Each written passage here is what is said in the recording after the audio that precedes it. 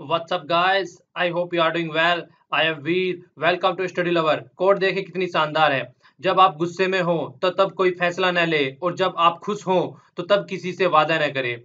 ये हाँ, आप इसके लिए एक एग्जांपल ले सकते हैं बड़ा अच्छा सेकंड वाले पार्ट के लिए। पहले वाले का तो आप मतलब समझ सकते हैं कि गुस्से में लिया गया कोई भी फैसला आपको ऐसी जगह ले जाके खड़ा कर सकता है कि आपने सोचा भी नहीं होगा। इसीलिए बोलते हैं जब भी कोई डिसीजन लेना चाहिए हमेशा बिल्कुल शांत दिमाग से लेना चाहिए, क्योंकि उस टाइम पर आप उस डिसीजन की सारी डायमेंशन काउंट कर सकते हैं कि क्या इसके फायदे हो सकते हैं और क्या इसके नुकसान हो सकते हैं। सेकंड वाले के लिए मैं आपको एग्जांपल देता हूं। जिस तरीके से राजा दशरथ ने, जो कि राम जी के पिता थे, उन्होंने अपनी वाइफ से चार तीन वचन दिए थे। तो उस टाइम पे वो तीन वचन दिए गए, उन तीन वचनों की वजह से ही फिर 14 साल तक राम जी को वनवास काटना पड़ा था। तो वो तीन वचन उन्होंने खुशी खुशी में दे डाले थे। तो इसीलिए बोलते हैं कि खुशी में कभी भी किसी को कोई भी वादा नहीं करना चाहिए कि मैं ये कर दूंगा, मैं वो कर दूंगा, क्योंकि उस टाइम पे हम सातवें आसमान पे होते हैं। तो थोड़ा सा अपने आप को देख के किसी से वादा करना चाहिए, क्योंकि जिस टाइम उन वादों को पूरा करने की बात आती है तो फिर एक ऐसी सिचुएशन हम लोगों के सामने आगे खड़ी हो जाती है कि हमारे लिए कोई रास्ता नहीं बचता है। तो इसलिए दोनों ही बड़ी अच्छी बातें हैं, दोनों ही अपनी लाइफ में आप अमल कर सकते हैं और इससे आपको बहुत फायदा होगा। ओके, तो आज 13th में है, पहले हम एडिटोरियल डिस्कशन करेंगे और उसके बाद में पीआई भी देखेंगे। और जो मैंने आपको एक वीडियो का वादा किया था, वो वीडियो भी आज शाम को आ रही है। उस वीडियो को इतना शेयर कीजिएगा जिससे कि जो भी आदमी कुछ करना चाहता है उसको उससे फायदा हो सके। ठीक है, तो वीडियो आज शाम को आप लोगों के सामने आ रही है। आइए अब देखते हैं क्या क्या आर्टिकल हमको डिस्कस करने हैं। ये फर्स्ट वाला आर्टिकल कुलभूषण जाधव जी से रिलेटेड है। इंटरनेशनल कोर्ट ऑफ जस्टिस का अभी एक डिसीजन आया था जिसमें बोला गया था कि पाकिस्तान कोई भी डिसीजन न ले तब तक कि इंटरनेशनल कोर्ट ऑफ जस्टिस में वो केस चल रहा है। तो उससे रिलेटेड केस है, इसको देखेंगे, इसके बारे में क्या क्या पॉइंट्स है। निर्भया केस, जिसके बाद में डेथ सेंटेंस दिया गया 4 कन्विक्टेड्स को, क्योंकि 6 थे यहाँ पे। 6 में से एक तो आदमी मारा गया था जेल में ही, उसने आत्महत्या कर ली थी। एक जो है जुनाइल था, वो छूट गया है कुछ टाइम के बाद में, और जो 4 बचे हुए उनको डेथ सेंटेंस दिया गया है। तो यहाँ पे इसके बारे में जिक्र किया गया कि डेथ सेंटेंस किन किन परिस्थितियों में दिया जाता है और रियर एंड रियरेस्ट केस का जो मामला है वो क्या है, तो इसके बारे में अच्छे से डिस्कस करेंगे। ये वाला आर्टिकल पॉलिटिक्स से रिलेटेड है और ये वाला आर्टिकल क्रिकेट से रिलेटेड है। और ये वाला आर्टिकल जो यहाँ पे बताया गया है, इस वाले आर्टिकल के बारे में थोड़ा देख लेते हैं हम ही अब। वैसे तो ये वाला आर्टिकल बहुत ज़्यादा है, इसमें फैक्चुअल इन्फॉर्मेशन रहती है नॉर्मली, पर लेकिन आज इसमें थोड़ा-सा बातें दे रखी है, तो थोड़ी-सी हिस्ट्री जान लेते हैं आईएनएस विक्रांत के बारे में, उसके बाद में कुछ चीज़ें और आप लोगों को पता चलेगी। क्योंकि देखिए आईएनएस विक्रांत का नाम 2 जगह निकल के आता है। एक तो आईएनएस विक्रांत पुराने वाला था, ठीक है ना? पुराने वाला था जो कई लड़ाइयों में भी लड़ा है, साथ दिया है उसने। ये एक तरीके का शिप है जहाँ से हवाई जहाज वगैरह उड़ाया जा सकता है, पूरा वो रखा जाता है। तो इस तरीके का होता है। तो पहले थोड़ी-सी हिस्ट्री जान लीजिए, देख लिए जो पहला सबसे पहले बनाया गया था आईएनएस, जिसको बोला ये विक्रांत, तो हमारे वाले नाम होते हैं इस तरीके से विक्रांत वगैरह जो रख देते हैं। एक्चुअली जो स्टार्टिंग में फर्स्ट वाला था वो हमने यूके से खरीदा था, ठीक है? तो यूके में उसका जो नाम था वो आप लोगों को याद रखना है। यूके में उसको हरकुलिस बोला करते थे। यूके में उसको हरकुलिस बोला करते थे और यूके में उसको बनाना स्टार्ट किया गया। तो जैसे-जैसे उसको बनाना स्टार्ट किया गया यूके में ड्यूरिंग वर्ल्ड वार सेकंड, तो वर्ल्ड वार सेकंड में उसको बनाना स्टार्ट किया गया था, पर लेकिन उस टाइम पे क्या हुआ, वर्ल्ड वार की वजह से उसको कंप्लीट नहीं किया गया। तो कंप्लीट नहीं किया गया, फिर वो ऐसे ही रखा रहा। तो फिर उसको एक तरीके से कंप्लीट करने की बात की गई और इंडिया ने उसको खरीदने की सोची, इनकम्प्लीट को, ठीक है ना? इनकम्प्लीट को खरीदने की बात की कि हम इसको खरीदेंगे और इसको कंप्लीट करा जाएगा। तो उस टाइम पे फिर उसको खरीदा गया और इंडिया में उसको कंप्लीट किया गया और इंडिया के द्वारा खरीदा गया। तो उसके बाद में फिर ये काफी टाइम तक यूज हुआ। एक तो 1971 की वार में ही ले लीजिए, उस टाइम पे भी इसका अच्छा खासा यूज हुआ। तो उसके बाद में इसने बहुत सारी वार लड़ी और वो बहुत सारे जगह इसको यूज किया गया। पर लेकिन कुछ टाइम पहले आके अभी इसको क्या कर दिया गया, एक तरीके से इसको म्यूजियम के लिए रख दिया गया था, ठीक है ना? तो मतलब एक तरीके से उसको रिटायर कर दिया गया, जो कि पहले वाला था, क्योंकि काफी टाइम हो चुका था उसको। तो अब जो नया बनाने जा रहे हैं उसका भी नाम हमने आईएनएस विक्रांत ही रखा है, ठीक है ना? जो नया हम बनाने जा रहे हैं इंडिजीनियस, उसका नाम भी आईएनएस विक्रांत ही रखा है। और जो इसको लॉन्च करने जा रहे हैं वो 2018 में हम लॉन्च करने जा रहे हैं। तो जो नए वाला लॉन्च करने जा रहे हैं उसके बारे में जिक्र किया गया है, केरला में इसको कंस्ट्रक्ट किया जा रहा है। तो उसके बारे में बहुत फैक्चुअल इन्फॉर्मेशन दे रखी है, बस आप लोगों को थोड़ा हिस्ट्री पता होनी चाहिए। फर्स्ट वाला कहाँ से खरीदा गया था और जो खरीदा गया था फिर डीकमीशन्ड हो गया और उसके बाद में मतलब डीकमीशन हो गया, उसको म्यूजियम के तौर पे रखा गया था। केस भी चल रहा है उससे रिलेटेड। देखिए कई सारे ऐसे ये रहते हैं जो शिपयार्ड रहते हैं, इनको क्या करते हैं, बाद में इनका ये समझ में नहीं आता है करना क्या है। कोई भी इनकी देख रेख करने के लिए तैयार नहीं रहता है। कोई बोलता है फेंक दो, कोई बोलता है म्यूजियम बना दो, कोई बोलता है इसके पार्ट्स निकाल निकाल के पूरा कुछ भी उसके छोटी छोटी चीजें बनानी स्टार्ट कर दो। तो कोई सोल्यूशन नहीं निकल पाता है। तो इस तरीके से कई सारी कंडीशन खराब हो जाती है। तो इसीलिए मतलब कुछ चीजें वो तो पुरानी होगी, उसके बारे में जो जिक्र किया गया है, तो अभी जो इसके बारे में आप लोगों को याद रखना है, नया बनाया जा रहा है और नया लगभग 2 फुटबॉल ग्राउंड के लगभग है, ठीक है ना। तो इतना बड़ा यहाँ पे इसको बोला जा रहा है, आप लोगों को ये दिख रहा होगा फोटो में, पिक्चर में थोड़ा छोटा दिखता है, पर लेकिन बहुत ही यूज रहता है ये। इससे एरोप्लेन वगैरह उड़ाए जाते हैं, जो भी वार वगैरह में या फिर सिक्योरिटी के पॉइंट ऑफ व्यू से, तो मल्टीपर्पज के लिए इसको यूज किया जाता है, ठीक है। तो अभी जो है इसके बारे में यहाँ पे जिक्र किया गया है, बहुत ही छोटी-छोटी इन्फॉर्मेशन दी गई है वैसे।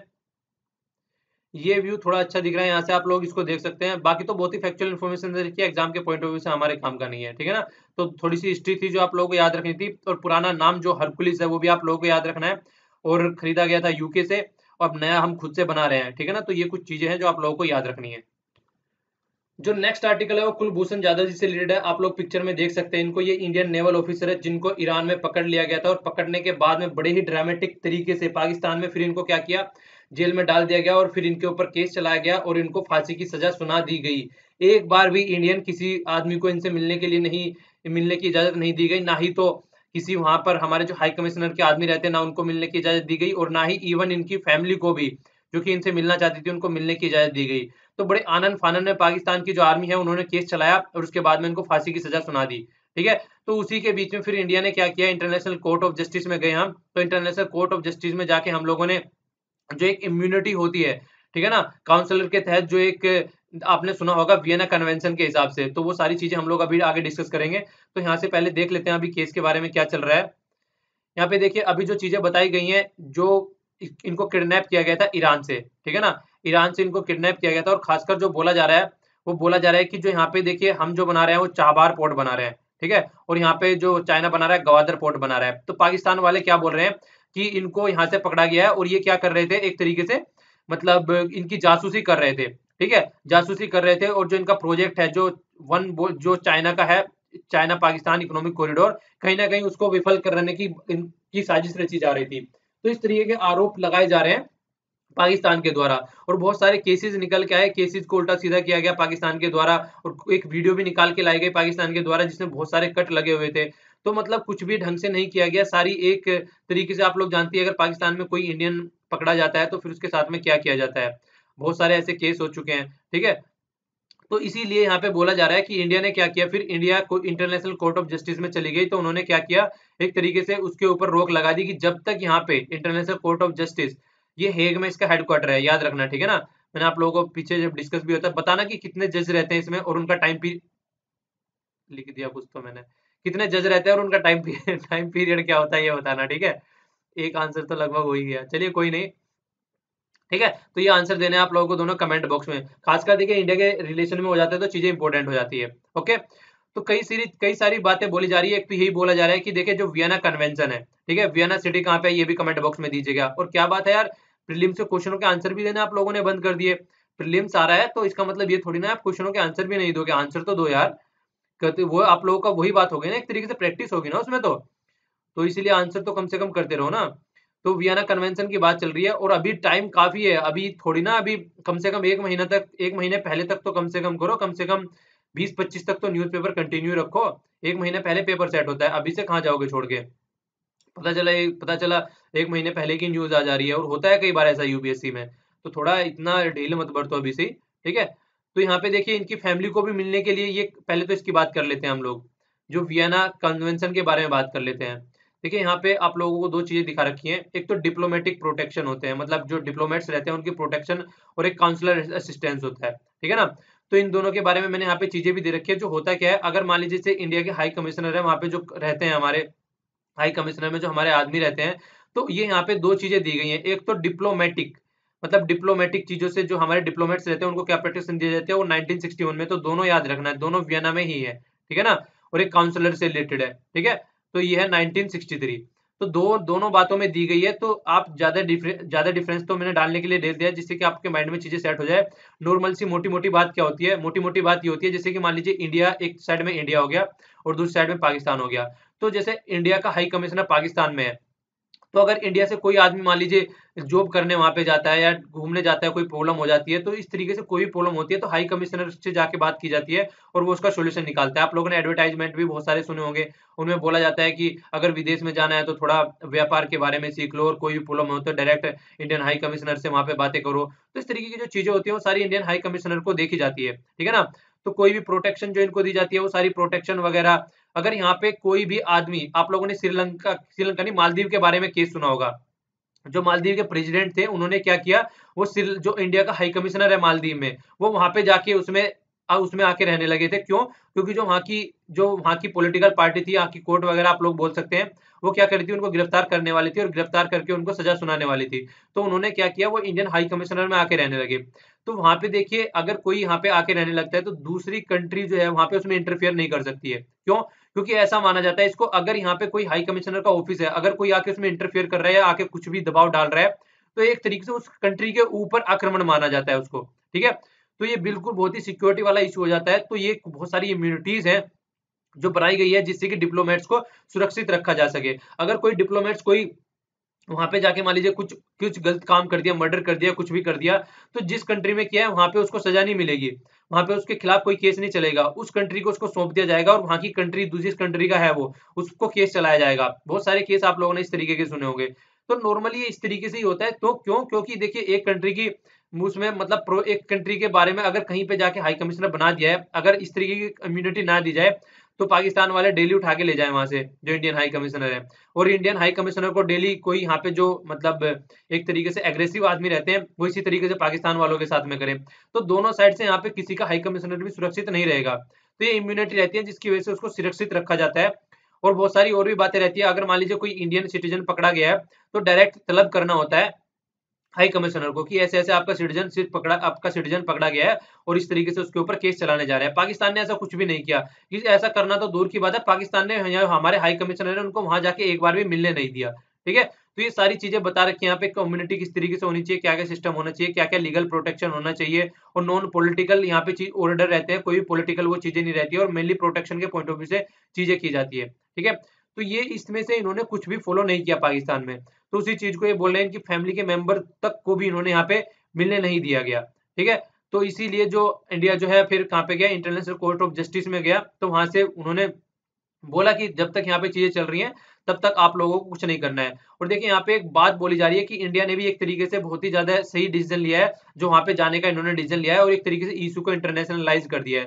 क्योंकि एक साइड में तो टेररिज्म की बात आती है और दूसरी साइड में फिर जो जो प्रोसेस है, जिस तरीके से सज़ा सुनाई गई है, फिर उसके बारे में बात आती है। क्योंकि सज़ा सुनाने का प्रोसेस भी कहीं न कहीं सोचने वाला है, देखने वाला है, उसको भी एक प्रॉपर वे में हैंडल करके नहीं चला गया है। तो क्रेज़ एक तरीके से बोला जा रहा है कि सही डिसीज़न लिया है इंडिया ने और इसी तरीके का डिसीजन लेना चाहिए अगर इस तरीके की कोई सिचुएशन बनती है तो, ठीक है?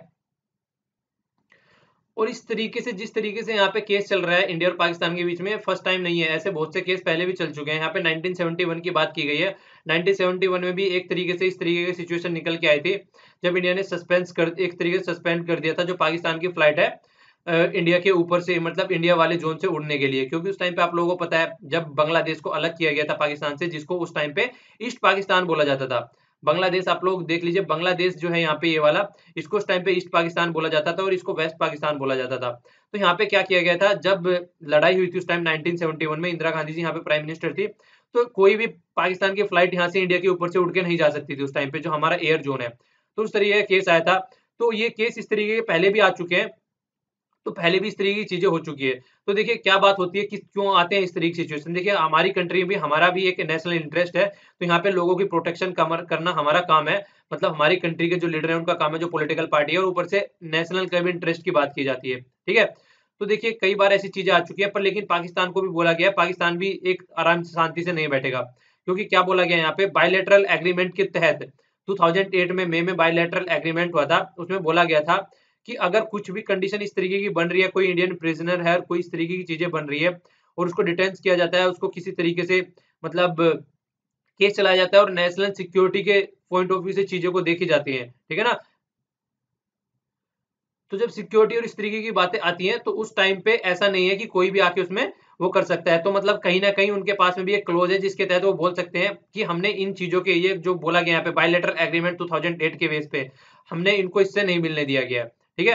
तो इस तरीके की बातें यहाँ पे बोली जा रही हैं। और देखिए अब देखा जाएगा कि पाकिस्तान कब तक इस पे ऊपर खरा उतरता है, जो कि कोर्ट का ऑर्डर आया है, कब तक इसको मानता है। हालांकि बहुत सी कंट्री मानने से इनकार कर देती है बहुत सारे रीजन की वजह से, और खासकर चाइना तो इस मामले में माहिर है, जो कि पाकिस्तान का दोस्त है। तो देखिए अब सिचुएशन यही निकल के आती है कि क्या आगे होता है, उसके बारे में देखा जाएगा। ओके,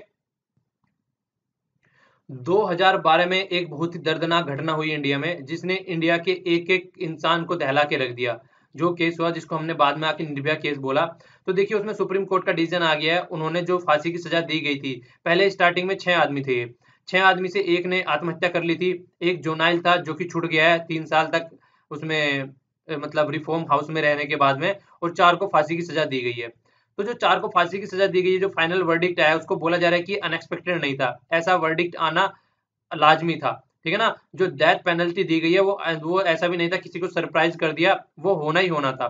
क्योंकि देखिए एक तो बोला जाता है, वो आगे देखेंगे हम अभी, जो चीजें होती हैं कि एक कोई ऐसा अगर सोसाइटी में केस हो जाता है जिससे पूरी सोसाइटी का कॉन्शियस हिल जाए, पूरी सोसाइटी को सोचने के लिए मजबूर कर दे, तो उस टाइप के केसों में, जिनको रियरेस्ट एंड रेयर केस बोला जाता है, उसमें बोला जाता है कि डेथ पनिशमेंट दिया जाए, डेथ पेनल्टी, ठीक है।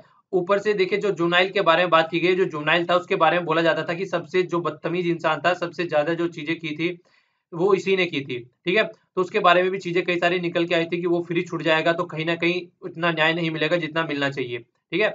तो यहाँ पे मतलब 6 थे ये टोटल। तो 6 में से एक तो फ्री रहेगा ही रहेगा, एक तरीके से एक एक्सपायर हो गया और एक फ्री रहेगा, ठीक है। तो ये कहीं ना कहीं एक तरीके से बोला जाता है कि जो इस तरीके के केस होते हैं जहाँ पे डेथ पेनल्टी दी जाती है, वो बहुत सारी एक्सपेक्टेशन लोगों की बढ़ा देते हैं, और एक तरीके से कहीं ना कहीं एक बर्डन बन जाता है, इसके ऊपर कोर्ट के ऊपर बर्डन बन जाता है। वो बर्डन किस तरीके का होता है, उसी के ऊपर ये पूरा आर्टिकल लिखा गया है, उसी बर्डन के बारे में यहाँ पे बात की गई है। देखिए एक तरीके से दो बातें बोली गई है यहाँ पे। अगर क्रिमिनल जस्टिस की बात की गई है, तो उसका नॉर्मल सा फंडा क्या होता है, क्या उसके दो ऑब्जेक्टिव इन्होंने बोले हैं। फर्स्ट ऑब्जेक्टिव क्या बोला है, हमारी सोसाइटी को प्रोटेक्ट करना, और दूसरा डिटरेंस क्रिएट करना, मतलब एक तरीके से लोगों को ये बताना कि ऐसा आपको नहीं करना है, अगर किया तो आपके साथ में ऐसा कुछ हो जाएगा। तो डिटरेंस क्रिएट करना भी यहाँ पे यहाँ पे बोला गया है, ठीक है ना। तो इस तरीके की बातें बोली गई हैं। और यहाँ पे देखिए एक केस के बारे में आप लोगों को याद रखना है, ठीक है। ये है माची सिंह करके ये केस है, 1983 में केस आया था, ठीक है ना। तो ये केस जो आया था, इस केस में बोला गया था कि रियरेस्ट एंड रेयर केस अगर कोई है तो उसमें कैपिटल पनिशमेंट दिया जाएगा। तो जो रियरेस्ट एंड रेयर केस है, अब ये भी एक तरीके से ये तरीके इस टर्म को क्या अब कैसे डिफाइन करेंगे कि रेयर केस का क्या हो सकता है। तो उसी के बारे में ये आगे आर्टिकल पूरा चल रहा है कि रेयर एंड रेयर केस होता क्या है। तो कलेक्टिव कॉन्सेंस, जब पूरी सोसाइटी का कलेक्टिव कॉन्सेंस हल जाता है और पूरी सोसाइटी एक तरीके से जस्टिस के लिए चिल्लाने लगती है, तो उसको रेयर एंड रेयर केस बोल रहे हैं कि माना जाता है। आपने देखा होगा किस तरीके से मार्च करने के लिए सड़कों पर सब आ गए थे कि इनको फांसी दी जाए उसी टाइम पर। तो बहुत सारी बातें उस टाइम पर हो रही थी हमारी सोसाइटी में, और फर्स्ट टाइम इस तरीके की सिचुएशन हमारी सोसाइटी में बनी थी। पर लेकिन एक बात और बोली जाती है कि ऐसे सारे केस नहीं है कि जहां पे रेप किया गया और मर्डर किया गया वहां पे सबको डेथ सेंटेंस दिया गया। तो इसीलिए यहाँ पे ये भी बात निकल के आती है कि सारे केस ऐसे थोड़ी ना है कि जहाँ पे सबको डेथ सेंटेंस दिया गया है। तो यहाँ पे उसी के बारे में ये सब बातें कर रहे हैं कि देखिए एक तो ये केस है निर्भया वाला, ठीक है, और एक ऐसा ही केस था बिल्किस बानो वाला। तो बिल्किस बानो वाले केस की बात कर रहे हैं। बिल्किस बानो में भी क्या हुआ था, यहाँ पे बहुत बड़ा मैसेकर हुआ था। 14 लगभग 14 महिलाएं, 14 महिलाओं के साथ में देखिए यहाँ पे रेप भी हुआ था, बहुत सारी महिलाएं मारे गई थी, बच्चे भी मारे गए थे। तो एक बहुत ही बड़ा केस हुआ था। तो उस केस में जो है एक तरीके से यहाँ पे कैपिटल पनिशमेंट डिक्लाइन कर दिया गया, ठीक है। और जबकि यहाँ पे एक ही लड़की का रेप हुआ है, और एक देखिए यहाँ पे केस हुआ, यहाँ पे सोसाइटी में इतना ज्यादा लेवल का प्रोटेस्ट नहीं हुआ। यहाँ पे एक लड़की का रेप हुआ, इतना ज्यादा लेवल में प्रोटेस्ट हुआ, तो यहाँ पे कैपिटल पनिशमेंट दे दिया गया। यहाँ पे 14 महिलाओं के साथ में रेप भी हुआ, बहुत सारे बच्चे, इवन बच्चों के साथ में भी, और मारे भी गए बहुत सारे, ठीक है। तब भी यहाँ पे क्या किया, कैपिटल पनिशमेंट नहीं दिया गया। एक तरीके से देखा जाए तो ये वाला केस ज्यादा बड़ा है अगर देखा जाए, पर लेकिन सोसाइटी को ज्यादा झकझोर कर रखने वाला केस कौन सा था, वो ये था, ठीक है। तो कहीं ना कहीं ये बोल रहे हैं कि इस केस को देखते हुए क्या बोला जा रहा है कि कहीं ना कहीं सोसाइटी भी बहुत बड़ा रोल प्ले कर रही है यहाँ पे सुप्रीम कोर्ट के, या सुप्रीम कोर्ट बोल सकते हैं, कोई भी कोर्ट बोल सकते हैं, जिसके ऊपर एक तरीके से प्रेशर क्रिएट हो जाता है कि किस केस में आप लोगों को कैपिटल पनिशमेंट देना है और किस केस में कैपिटल पनिशमेंट नहीं देना है। तो कहीं ना कहीं सोसाइटी का भी बहुत बड़ा हाथ आ जाता है यहाँ पे। तो इसी तरीके से देखें यहाँ पे इसने तो सिमिलरिटी बता दी। क्या बोला गया है कि दोनों केसों को अगर देखा जाए, निर्भया वाला भी और बिल्किस बानो वाला भी, दोनों केस एक ही तरीके के केस थे। यहाँ पे भी रेप हुआ, यहाँ पे भी रेप हुआ, यहाँ पे भी मर्डर किए गए, यहाँ पे भी मर्डर किए गए। लेकिन फिर भी एक में केस, एक में कैपिटल पनिशमेंट दे दिया गया और दूसरे में क्या किया, कैपिटल पनिशमेंट नहीं दिया गया। ठीक है, और सिमिलरिटी भी किस बेस पे बोल रहे हैं दोनों केसों में, सिमिलरिटी देखिए किस बेस पे बोल रहे हैं, दोनों केस अपॉर्चुनिस्टिक थे, मतलब उन्होंने दोनों केसों में देखा गया इस तरीके से गर्ल्स को उनके साथ में अत्याचार किया गया। ठीक है ना, एब्सेंस ऑफ द प्रीमेडिएशन, मतलब एक तरीके से पूर्व चिंतन का कुछ नहीं दिखता उसमें कि लोगों ने पहले सोचा था कि ऐसा कुछ करने जा रहे हैं और किसी ने उनको प्रोवोक भी नहीं किया था कि लड़की कम कपड़े पहन रही है या काइंड ऑफ कुछ ऐसी चीजें कर रहे हैं। तो ये जिससे कहते हैं कि प्रोवोकेशन की, हाँ प्रोवोक कर दिया, जो उस तरीके की बातें बोली जाती हैं बाद में। हाँ देखिए इस तरीके की बातें, हालांकि बिल्कुल एक तरीके से कोई मुद्दा नहीं रहता उस चीज का, पर लेकिन यहाँ पे तो ऐसा कुछ भी नहीं था, ना तो इस वाले केस में था ना इस वाले केस में था, तो दोनों में कोई भी ऐसा कुछ प्रोवोकेशन भी नहीं था। ठीक है, तो दोनों में कोई पूर्व चिंतन भी नहीं किया था कि ऐसा कुछ करने जा रहे हैं, तो फिर भी एक केस में कैपिटल पनिशमेंट दे दिया गया और दूसरे केस में कैपिटल पनिशमेंट नहीं दिया गया। तो ये जो रेयर केस वाला जो फंडा है, जो डॉक्ट्राइन है, ये कहीं ना कहीं बहुत ही एक तरीके से, मतलब एक एग्जैक्ट फिनोमिनन नहीं है कि किस में देना चाहिए और किस में नहीं देना चाहिए। जहाँ पे बहुत ज़्यादा कलेक्टिव कॉन्शियस या सोसाइटी को बहुत ज़्यादा दिक्कत हो गई, दिखा कि सोसाइटी सड़कों पे आ गई, तो इस तरीके से जस्टिस निकल के वो वाला आ गया। तो ये बोला जा रहा है कि जो डेथ पेनल्टी इम्पोज की जाती है उस टाइम पे जो जज रहते हैं वो कहीं न कहीं डिलेमा में रहते हैं। मोरल डिलेमा रहता है उनके सामने कि क्या करना चाहिए, क्या नहीं करना चाहिए। तो बहुत ही बड़ी सिचुएशन बन जाती है। उनके सामने एक ऐसा डिसीजन लेने की बात रहती है, जिसमें उनको पता ही नहीं रहता है कि अब डिसीजन, अगर उन्होंने कुछ भी, अगर देख लीजिए अगर यहाँ पे कैपिटल पनिशमेंट ना देते निर्भया वाले केसों में, तो क्या होने वाला था? बहुत ही बड़ा प्रोटेस्ट खड़ा हो सकता था फिर से, क्योंकि लोग एक्सपेक्ट कर रहे थे कि कैपिटल पनिशमेंट तो होना ही होना है, अगर इन केस नहीं होता तो फिर क्या होता। तो ये बात करने की जो व्यू रखा गया राइटर के द्वारा, इस तरीके से दोनों साइड के व्यू रखने की कोशिश की गई है। तो बिल्कुल भी यहाँ पे आप लोगों को इमोशनल नहीं होना है, थोड़ा सा चीजों को समझने की कोशिश करनी है, ठीक है ना, क्योंकि आप लोगों को एक एडमिनिस्ट्रेटर बनना है, आप लोगों को एक अच्छा डिसीजन मेकर बनना है। तो इस तरीके की कई सिचुएशन सामने आ जाती है लाइफ में, तो उस टाइम पे आपको क्या डिसीजन लेना है, तो कुछ ना कुछ आप लोगों को यहाँ से सीखने को मिल सकता है। ओके,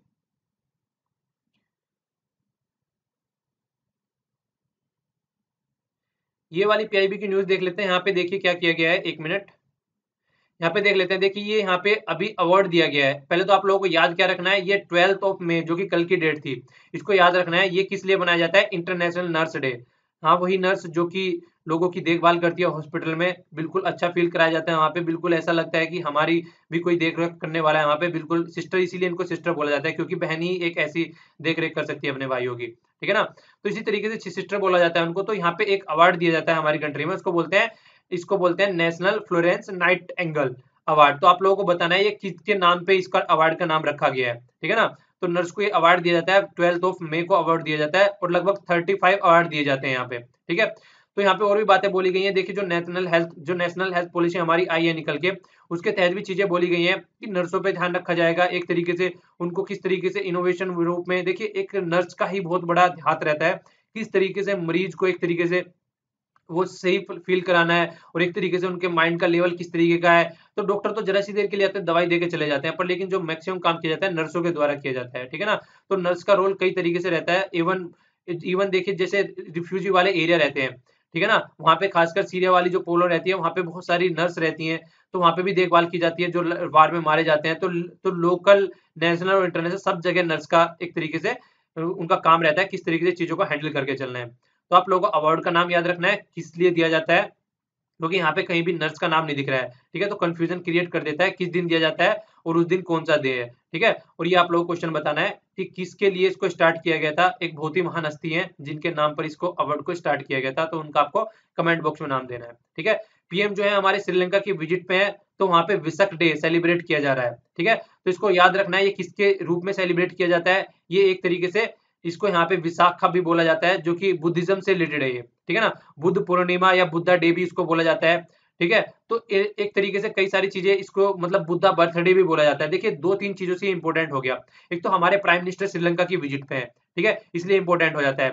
दूसरा एक तरीके से बुद्धिज्म से रिलेटेड है, तो थोड़ा हिस्ट्री का भी क्वेश्चन यहाँ से निकल के आता है, तो इसलिए आप लोगों को याद रखना है थोड़ा सा इसके बारे में। अब देखिए थोड़ा सा हिस्ट्री देख लेते हैं इसी बहाने से, थोड़ा बुद्धिज्म के बारे में। तो बुद्धा के 4 नोबल्स आप लोगों को याद होगा, जिनको 4 ट्रूथ्स भी बोला जाता है, ठीक है ना। 4 ट्रूथ के नाम क्या क्या है आप लोगों को याद रखने हैं वो। एक तो नाम बोला जाता है दुखा, ठीक है ना। तो दुख के बारे में बोला जाता है कि दुख जो सोरो है, हमारी सोसाइटी में दुख है, ठीक है। तो दुख जो है, दुख का कहीं ना कहीं जो कोजेज है, मतलब एक तरीके से देखिए दुख बोला जाता है और दूसरे को बोला जाता है दुख समुदाय, ठीक है। तीसरे का नाम है दुख निरोधा और चौथे का नाम है दुख निरोधा गामिनी, ठीक है ना, गामिनी। तो ये 4 फोल्ड जो है बुद्धिज्म के सिद्धांत बोले जाते हैं। ये बुद्धिज्म के जो सिद्धांत है इसी के बारे में आप लोगों को डिस्कस करना है। तो इसको डिस्कस कर लेते हैं थोड़ा सा। देखिए जो 4 दुख होते हैं चारों के चारों, पहला बोला है दुख, ठीक है ना, फिर बोला है दुख का कोई ना कोई रीजन होता है, फिर बोला है उसको स्टॉप किया जा सकता है, और स्टॉप करने का जो सबसे अल्टीमेट सॉल्यूशन क्या बताया, वो बताया डी। डी मतलब डिजायर। इसको आप लोगों को याद रखना है। अगर आप किसी भी चीज से डिजायर करना बंद कर दें, अगर आप मान लीजिए जैसे आप मान लीजिए आपका कोई दोस्त है, आप उससे डिजायर ही रखना बंद कर दे कि हाँ मुझे इससे ये डिजायर है, ये इच्छा है मेरी, तो वो कुछ भी करता रहे, आप कभी भी उससे दुखी नहीं होंगे। इसी तरीके से फैमिली में आप इसको सेट कर सकते हैं। फैमिली में एक दूसरे के ऊपर डिपेंडेंट रहना अगर बंद कर दे, एक दूसरे डिजायर रखना बंद कर दे, तो कुछ भी दुख नहीं रहेगा। दुख क्या होता है, दुख हमेशा ये होता है, आप लोगों ने सोचा, आप लेक्चर का ही ले लीजिए, आप लोगों ने सोचा कि जब डेली लेक्चर है वो आप लोगों को डेली लेक्चर मिलता रहे टाइम पे, ठीक है, मैंने क्या किया 4-5 दिन गैप मार दिया बीच में, तो आप लोगों के लिए क्या हो गया, दुख का रीजन हो गया। क्यों? क्योंकि आप लोग लेक्चर के ऊपर डिपेंड है, ठीक है। पर लेकिन अगर आप लोग ऐसा करें कि जिस दिन आएगा उस दिन तो सुन लेंगे, अगर नहीं आएगा तो खुद से कर लेंगे, तो आप लोगों को दुख नहीं होगा। उससे क्या रहेगा, आप लोगों की इंडिपेंडेंसी भी बढ़ेगी और आप लोग खुद से भी कुछ एक अपने ऊपर डिपेंडेंट हो जाएंगे। तो इसी तरीके के रीजन हर जगह दे सकते हैं। माँ बाप के ले लीजिए, पेरेंट्स क्या करते हैं, वो बच्चे क्या करते हैं, पेरेंट्स के ऊपर डिपेंडेंट हो जाते हैं। अगर पेरेंट्स जरा सा भी कुछ करते हैं तो उनको दुख होता है। इसी तरीके से पेरेंट्स क्या करते हैं, जब उनको लगता है कि बच्चों से हमको ये मिलेगा, बच्चों से हमको वो मिलेगा, जब वो बूढ़े हो जाएंगे तो बच्चे उनकी सेवा करेंगे। अगर बच्चा कुछ भी नहीं करता है तो फिर पेरेंट्स दुखी हो जाते हैं।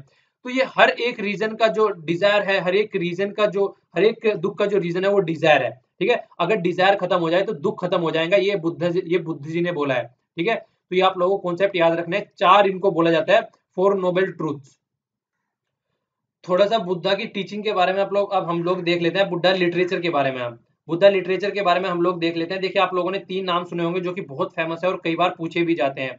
एक का नाम है सुत्तापत्तिका, ठीक है, दूसरे का नाम है विनयपत्तिका, और तीसरे का नाम है अभिधम्मपत्तिका, ठीक है ना, अभिधम्मपत्तिका, ठीक है, अभिधम्मपत्तिका। तो तीनों जो है एक तरीके से बुद्धा लिटरेचर है, और इनको पाली लिटरेचर भी बोला जाता है। यहाँ पे देखिए पाली लिखा हुआ है, यहाँ पे पाली लिखा हुआ है यहाँ पे, तो पाली लिटरेचर भी बोला जाता है। आप लोगों को ये याद रखना है, पाली जो थी उस टाइम पे लोकल लैंग्वेज थी, और लोकल लैंग्वेज को यूज किया जा रहा था, तो इसीलिए इसको पाली लिटरेचर बोला गया। तो पाली लिटरेचर का सीधा सा मतलब यही है। तो सुत्ता पत्रिका में क्या है, बुद्धा की टीचिंग है, ठीक है ना, टीचिंग के बारे में बताया गया है। तो सुत्ता पत्रिका टीचिंग है, डायरेक्ट क्वेश्चन पूछे जाते हैं इस तरीके से कि इसमें क्या लिखा है। विनय पत्रिका में जो है रूल गवर्निंग है, किस तरीके से संघ जो रहते हैं, जो मोंक रहते थे, उनको किस तरीके से उनको रहना है, किस तरीके से उनको गवर्न करा जाना है, ठीक है। और यहाँ पे क्या है, फिलोसफी से रिलेटेड है। अभी जो यहाँ पे बोला है ये अभिधम्म पत्रिका, तो यहाँ पे एक तरीके से डील करते हैं फिलोसफी ऑफ द बुद्धा, ठीक है ना, जो बुद्धा की फिलोसफी थी उससे रिलेटेड चीजें यहाँ पे डिस्कस की जाती है। तो तीनों में आप लोगों को डिफरेंस रखना है। आप लोगों के लिए क्वेश्चन आता है यहाँ पे, मिलिंद पनोह। मिलिंद पनोह का नाम आप लोगों ने कई बार सुना होगा। ये बुक जो रिलेटेड है बुद्धिज्म से रिलेटेड है। ये इस बुक में किस चीज के बारे में जिक्र किया गया है, बहुत ही फेमस स्टोरी है जिसके बारे में कई बार क्वेश्चन पूछा जा चुका है। तो मिलिंद पनोह के बारे में आप लोगों को बताना है, ठीक है ना। और देखिए बुद्धिज्म के बारे में आप लोगों ने सुना होगा, बुद्धिज्म दो दो पार्टों में डिवाइड हो गया था। तो बुद्धिज्म की 4 काउंसिल हुई थी, ठीक है ना, 4 काउंसिल बुद्धिज्म की हुई थी। चारों काउंसिल बहुत ज्यादा इंपॉर्टेंट है, इनके ऊपर बहुत बार क्वेश्चन पूछा जा चुका है। जो एक काउंसिल हुई थी वो कहाँ पे हुई थी, पहले वाली तो राजगृह में हुई थी, ठीक है ना, दूसरे वाली वैशाली में हुई थी, तीसरे वाली पाटलिपुत्रा में हुई थी, और चौथे वाली कश्मीर में हुई थी। तो आप लोगों को ये बताना है कि वो कौन से वाली काउंसिल थी जिसमें हिनायाना और महायाना 2 सेक्ट डिवाइड हो गए थे बुद्ध के, मतलब 2 सेक्ट में डिवाइड हो गया था। तो वो कौन से वाली काउंसिल थी, ठीक है ना, और उसके प्रेसिडेंट भी बता दीजिएगा अगर आप बताना चाहते हैं तो, ठीक है। तो ये आप लोगों के लिए यहाँ पे क्वेश्चन हो गया जिसका कि आप लोगों को आंसर देना है, ठीक है। अब आगे चलते हैं। आगे वाला यही है, देखिए रिवाइज कर दिया गया होलसेल प्राइस इंडेक्स, हालांकि कल भी हम लोगों ने डिस्कस कर लिया था। तो होलसेल प्राइस इंडेक्स को देखिए 2004 से 45 से 11-12 कर दिया गया है। और यहाँ पे जो इंडस्ट्रियल, जो यहाँ पे index of the industrial production होता है, उसको भी 2004-5 से क्या कर दिया गया है, 11-12 कर दिया है। तो इनको एक तरीके से सेट करने के लिए, जिससे कि हमारे यहाँ पे जो भी इकोनॉमिक एक्टिविटी होती है उनको एक तरीके से एक साथ में डिसाइड किया जा सके, सबको एक साथ में रखा जा सके, इसीलिए इस तरीके के यहाँ पे डिसीजन लिए गए हैं, ताकि एक तरीके से डिसाइड किया जा सके टाइम टू टाइम कि कहाँ पे क्या क्या हो रहा है, और हमारा इकोनॉमिक ग्रोथ कहाँ हो रहा है उसको भी ढंग से सेटल डाउन किया जा सके। तो इस तरीके के डिसीजन लेने के लिए दोनों का ये रिप्लेस कर दिया गया है। होलसेल प्राइस इंडेक्स इन्फ्लेशन से रिलेटेड है, तो इन्फ्लेशन काउंट करने के लिए होता है। दूसरा कौन सा होता है, सीपीआई होता है, कंज्यूमर प्राइस इंडेक्स, तो दोनों इन्फ्लेशन को काउंट करने के लिए होते हैं।